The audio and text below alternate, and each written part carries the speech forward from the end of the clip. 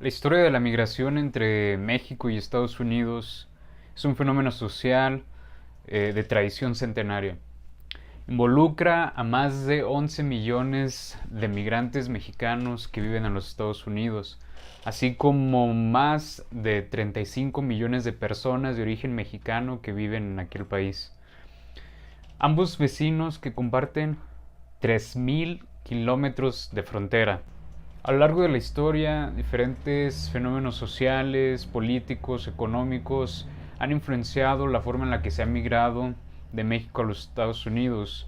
Por la parte de México podemos hablar de la violencia, las altas tasas de natalidad, el poco desarrollo de la agricultura, desigualdad, desajustes entre la actividad del campo y la ciudad, crisis económicas y falta de empleo.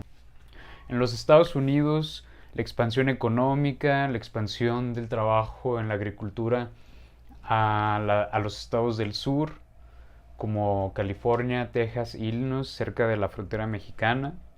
La demanda y el reclutamiento de trabajadores durante y después de la Primera y Segunda Guerra Mundial, el desarrollo industrial, el requerimiento incesante de trabajadores en la agricultura y el mantenimiento de las vías del tren.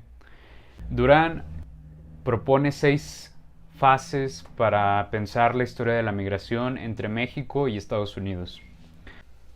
La primera fase se inició a finales del siglo XIX y se prolongó hasta 1920. Se caracteriza principalmente por la aplicación del modelo de contrataciones conocido como el enganche. La segunda fase se define por un periodo de deportaciones masivas y sucesivas que tuvieron una relación directa con la crisis económica de 1921, la Gran Recesión y el desempleo que se inicia en la crisis de 1929 y la última gran deportación en 1939. La tercera fase abarcó el periodo comprendido por los convenios braceros, que se extendieron de 1942 a 1964. Durante este periodo estuvo activo el programa Bracero, que dio lugar a una migración temporal de cerca de 4.5 millones de mexicanos hacia los Estados Unidos después de la Segunda Guerra Mundial. La cuarta fase corresponde a las 2 décadas siguientes, donde predominaba el trabajo indocumentado de 1965 a 1985.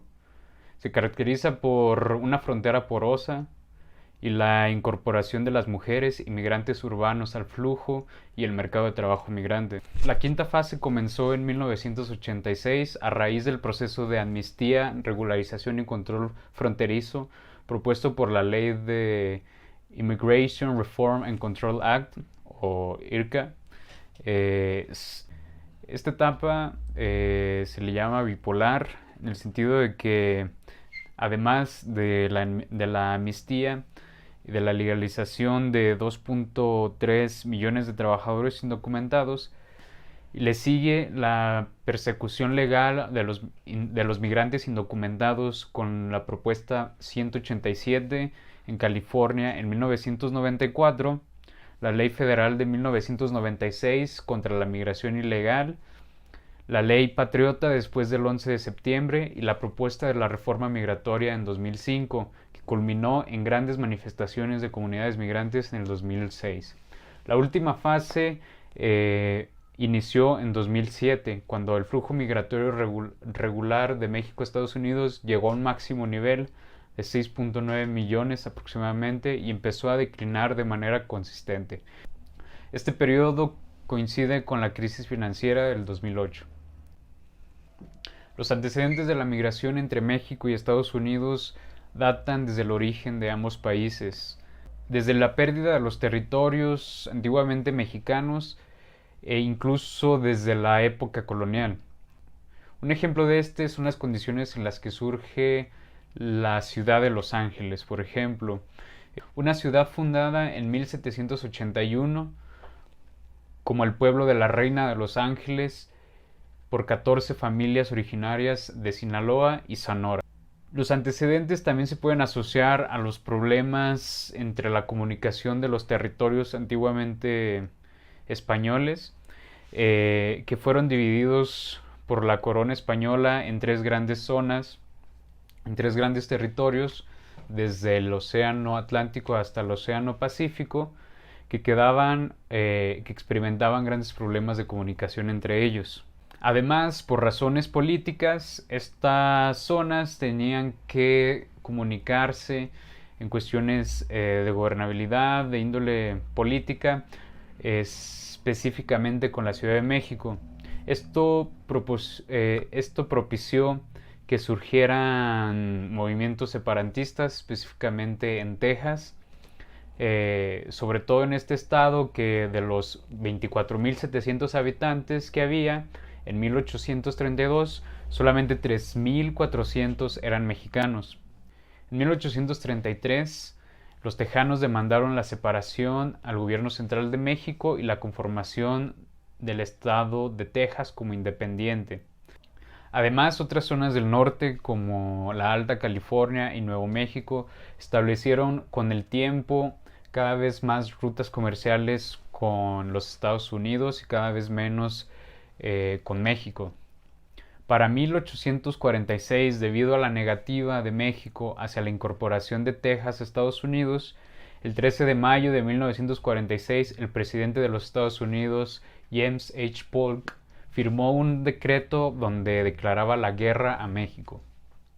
El 2 de febrero de 1848 se celebró el Tratado de Paz conocido como Guadalupe Hidalgo, que marcaba el final de la guerra entre México y Estados Unidos.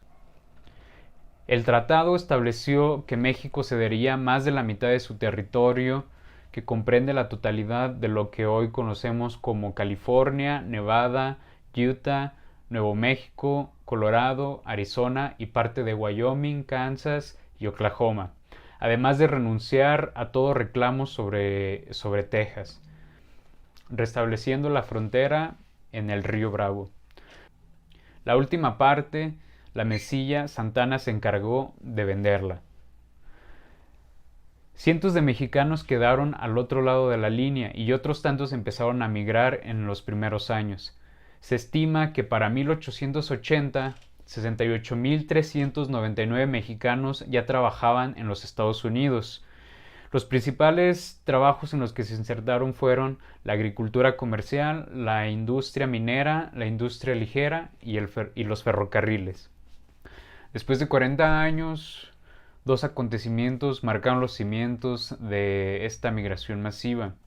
Por un lado, en 1882, una oleada de racismo en los Estados Unidos se concretó en la Ley de Exclusión China, que canceló la llegada de trabajadores de esta nacionalidad. Para 1907, lo mismo había pasado con los migrantes japoneses. Esta situación permitió la migración de mexicanos a dos nichos principales en los Estados Unidos: el trabajo en el ferrocarril y el trabajo en la agricultura.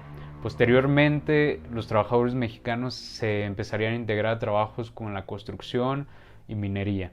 Posteriormente, de 1882 a 1888 se construyeron dos líneas del ferrocarril que iban del centro de México a la frontera norte. Primero se construyó una línea de 1882 a 1884. Dicha ruta pasaba por Querétaro, Guanajuato, Jalisco, Aguascalientes, Zacatecas, Coahuila, Chihuahua, desde Ciudad de México hasta El Paso del Norte, que es la actual Ciudad Juárez, en Chihuahua. En 1882 se terminó de construir la segunda línea del ferrocarril que iba de la Ciudad de México a Nuevo Laredo, Tamaulipas, a través del Estado de México, Guanajuato, San Luis Potosí, Coahuila y Nuevo León. Pensemos en la importancia de estas vías del ferrocarril, en el sentido de que antes de la construcción de estas, la única forma eficiente para viajar hacia Estados Unidos desde México era por barco, desde Acapulco a Los Ángeles y San Francisco, y desde Veracruz a Nueva Orleans y Nueva York. La movilidad así comenzó a ser una práctica laboral en el campesinado mexicano, lo cual se haría más frecuente con la mejora de la infraestructura de transporte nacional. Se habría corrido la noticia de que en el país vecino había mejores salarios, y empezaron así migraciones masivas. Es de sorprendernos que los estados por los que pasan estas vías del ferrocarril sean considerados actualmente como los estados o la zona histórica que han aportado la mayor cantidad de migrantes mexicanos a los Estados Unidos, como lo son el estado de Michoacán, Guanajuato, Jalisco y Zacatecas. Para 1900 se calculaba que había alrededor de 100,000 inmigrantes mexicanos en Estados Unidos. Y este no era el fin, apenas era el comienzo. Posteriormente migrarían cientos y millones más de mexicanos, pasando de una migración familiar a una migración masculina, pasando de la migración irregular a la regular, pasando por una migración bajo contrato temporal a una migración irregular y constante en una frontera porosa, en una frontera que no es la que conocemos hoy en día. Eh, en aquel momento sería como caminar un rato por el monte y era algo que se practicaba muy comúnmente. Posteriormente, otros sucesos marcarían la forma en la que se migraba.